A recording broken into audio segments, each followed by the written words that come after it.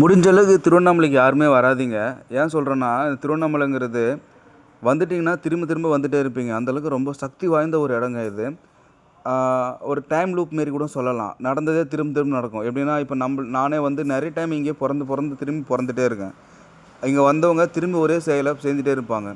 இப்போ இந்த ஃபோட்டோல இருக்கிற பேராத்மா வந்து பார்த்தீங்கன்னா, ஆ கடந்த ஆண்டு இதே மாரி இவருடைய சோல் கனெக்ஷன்ல ஒரு மலையாளி, ஒரு யோகா மாஸ்டர், ஒரு ஆத்மா வந்து இதே நேரத்தில கடந்த ஆண்டு என்ன சந்திச்சு, சில உபதேசங்கள்லாம் குடுத்தாரு. சில விஷயங்கள்லாம் கேட்டு வாங்கிட்டு போனாரு. இன்னைக்கும் அதே நேரத்தில அதே மாதிரியா இந்த ஐயா வந்தது மிகப்பெரிய மகிழ்ச்சி அளிக்குது. இவரு வந்து மிகப்பெரிய ஒரு நல்ல ஒரு ஆத்மா. இவர நீங்க பயன்படுத்திக்கணும். இவரு வெளிப்படாம இருக்காரு. சீக்கிரமா வெளிப்படுவாரு.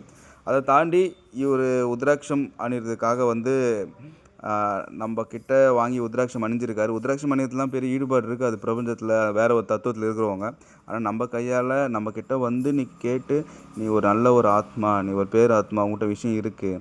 அப்படின்னு சொல்லி அவர் வந்து உத்ராட்சம் வாங்கி அணிஞ்சுட்டு போனாரு. அவருடைய மனைவிக்கு வாங்குறதுக்காக வந்தாரு. ஐயாவும் அணிஞ்சது. காலகுரு கோவில்ல மிக பெரும் மகிழ்ச்சி. தானம் செய்யலாம், தியானம் செய்யலாம். அத தாண்டி இந்த உத்ராட்சம் குடுக்குறது, அதெல்லாம் வந்து பெரிய வரமு. அதுமாரி இவங்கள மாரி யோகிகளுக்கு நம்ம கையால குடுக்குறதெல்லாம் அது சாதாரண நிகழ்வு கிடையாது. பிரபஞ்சத்துடைய நிகழ்வு. ரொம்ப மகிழ்ச்சியா இருக்கு.